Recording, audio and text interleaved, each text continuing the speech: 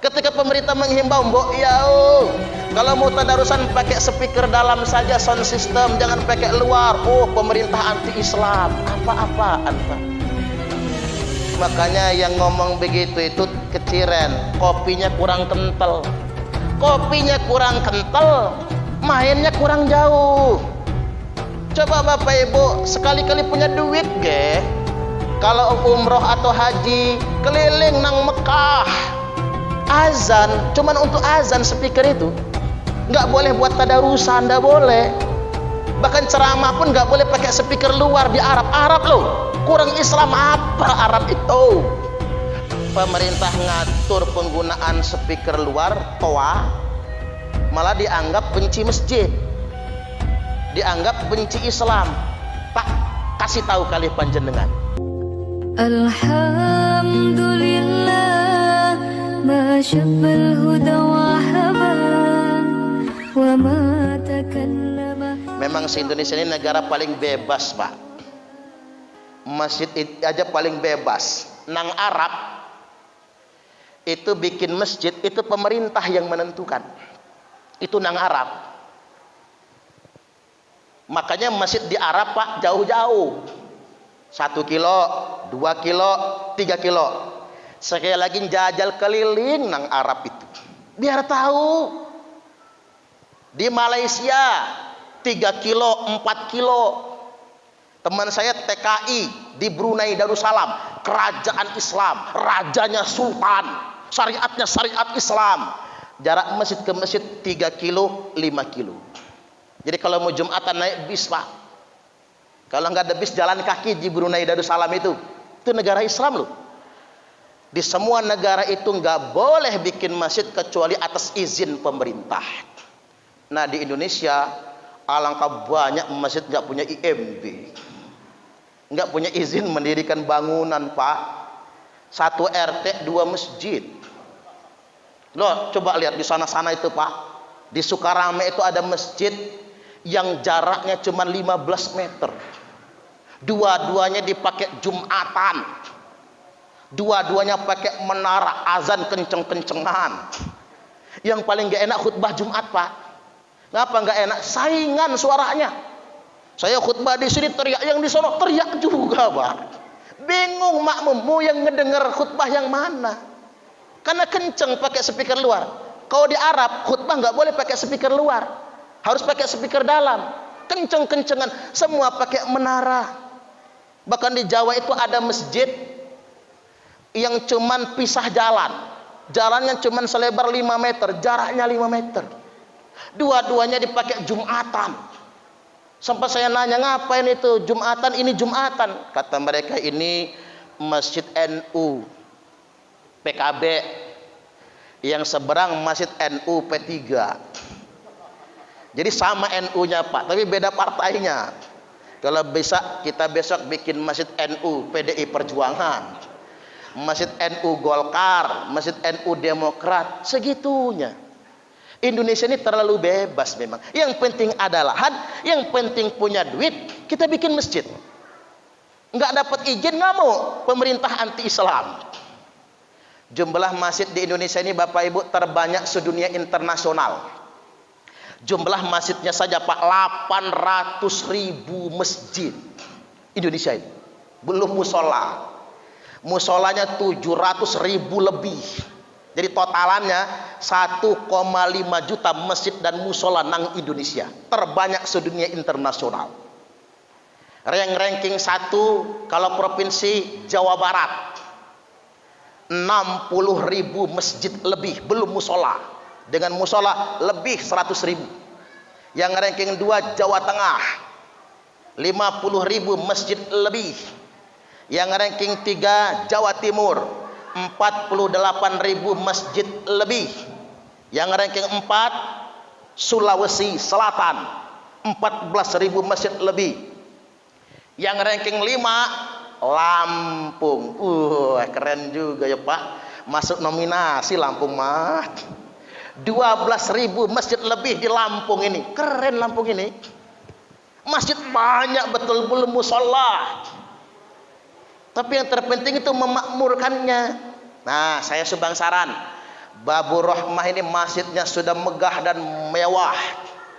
Bayangkan, plafonnya saja Asmaul Husna, mewah, megah, sumbangsaran.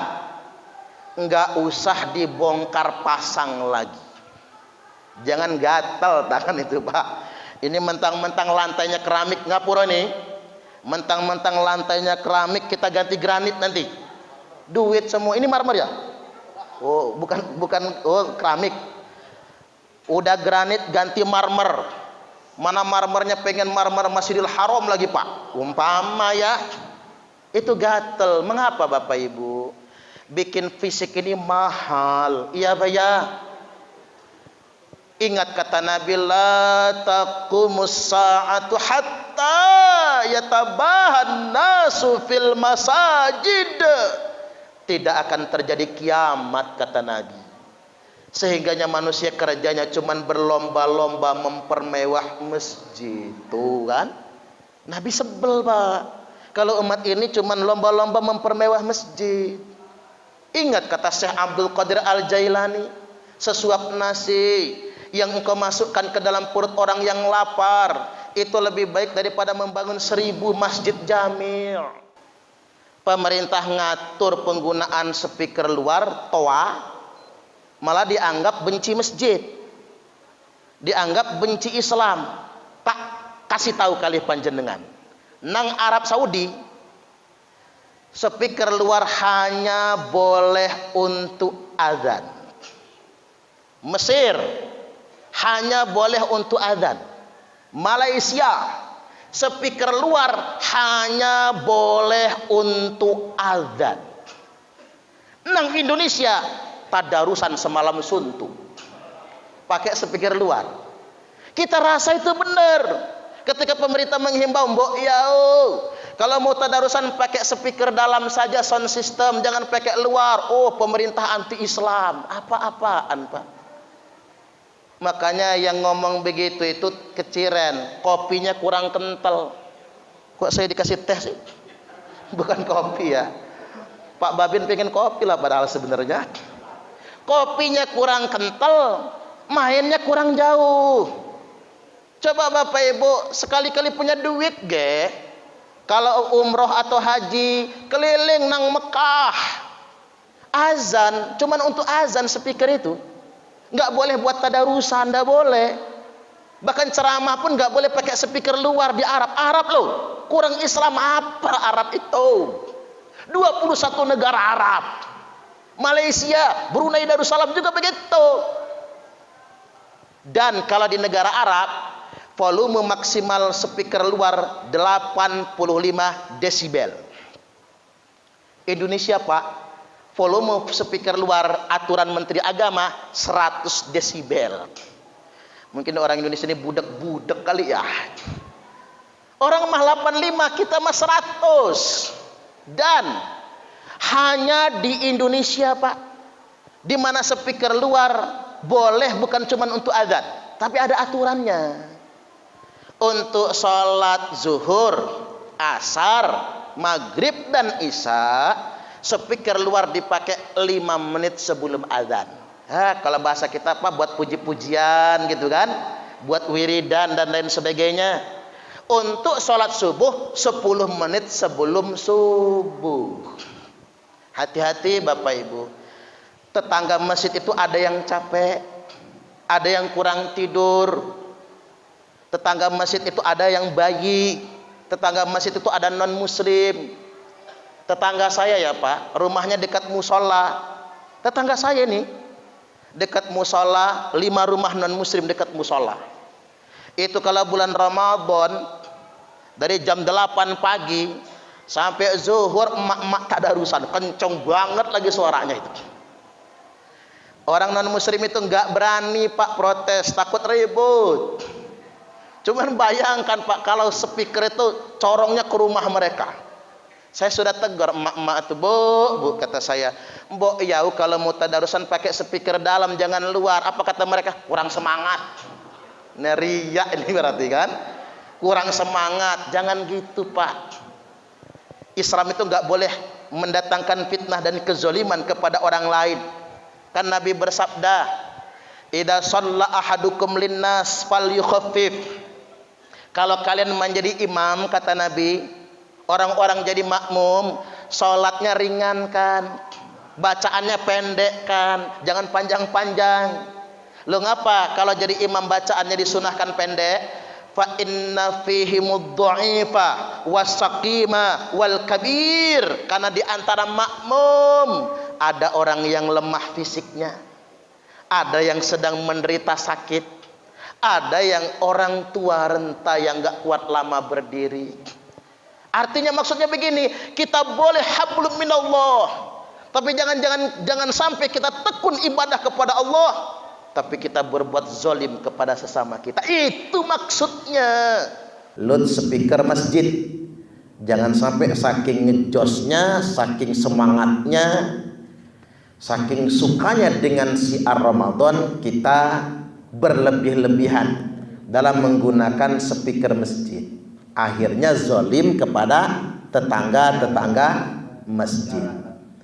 Dewan Masjid Indonesia DMI mengeluarkan surat edaran nomor 030.D garis miring 3 Romawi garis miring SE garis miring PP strip DMI garis miring 2 Romawi 2023 tanggal 5 Februari 2023 yang ditandatangani oleh Ketua Umum DMI Yusuf Kalla dan Sekretaris Jenderal Imam Ad-Daruqutni.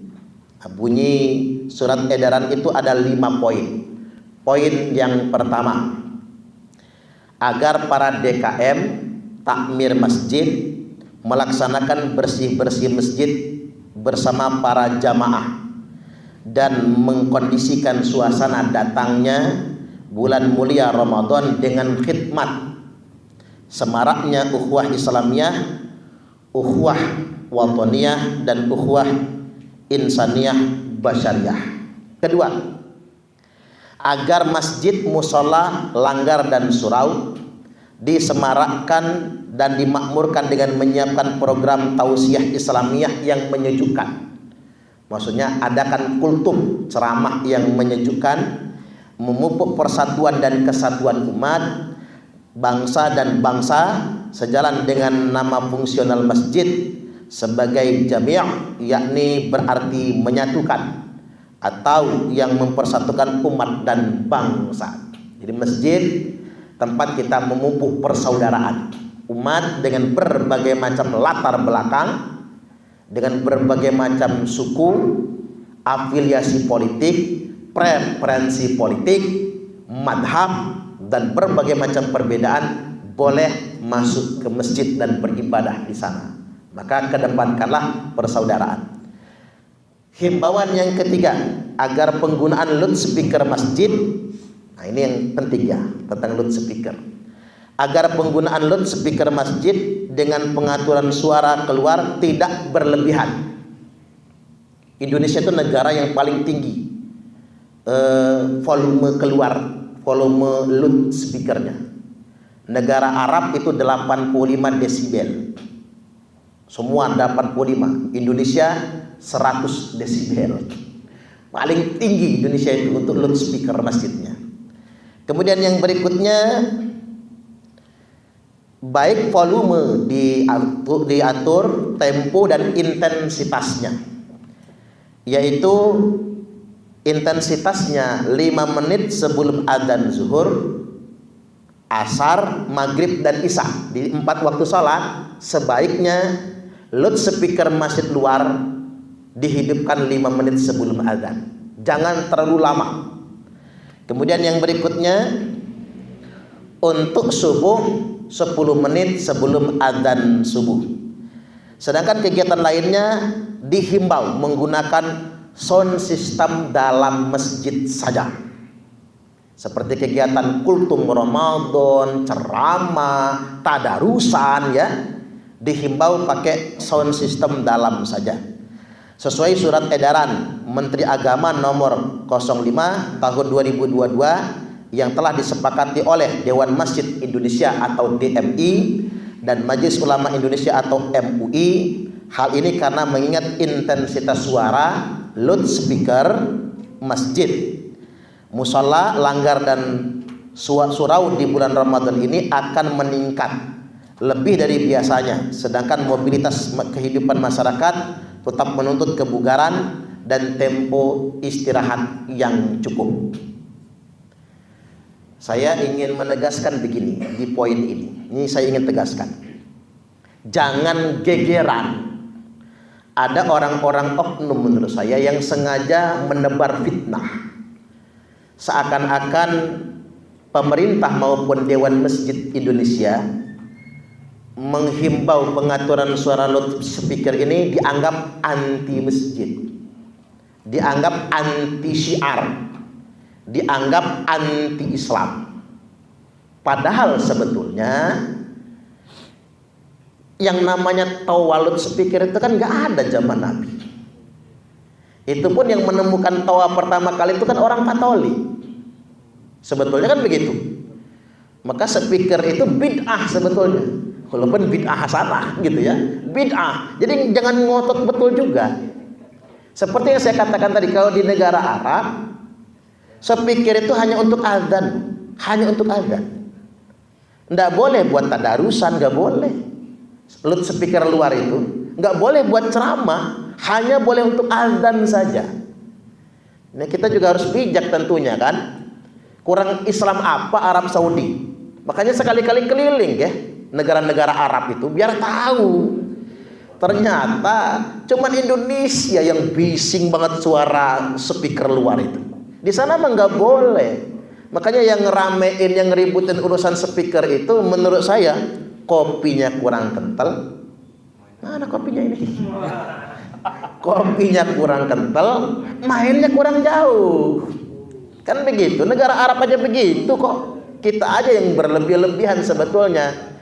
Yang keempat, karena pada Ramadan ini masyarakat dan bangsa ini sudah mulai memasuki suasana demam politik menuju pemilu 2024, maka agar gema Ramadan dimaksimalkan untuk membangun kedamaian, ketakwaan, sehingga semua masjid, musola dan langgar serta surau agar disterilkan dari tarik menarik kepentingan politik.